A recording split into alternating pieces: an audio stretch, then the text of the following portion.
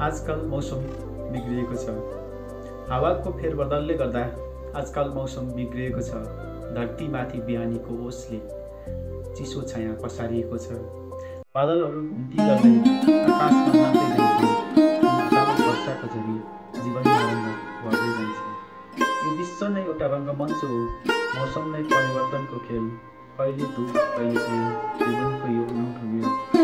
गर्मीको समयमा तापक्रम बढ्दै जान्छ, जस्तै जीवनका सङ्घर्षहरू नौकिँदै जान्छ। शीतल पवनको सुसेलीमा जब शान्ति ल्याउँछ, मनको कुना कुनामा आशा जगाउँछ।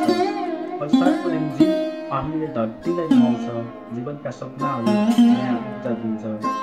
तर आजकल मौसम बिग्रिएको छ।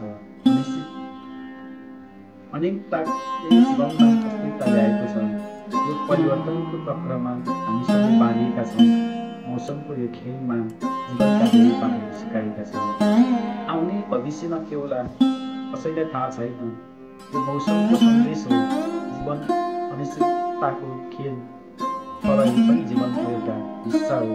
आजकल मौसम बिग्रिएको छ।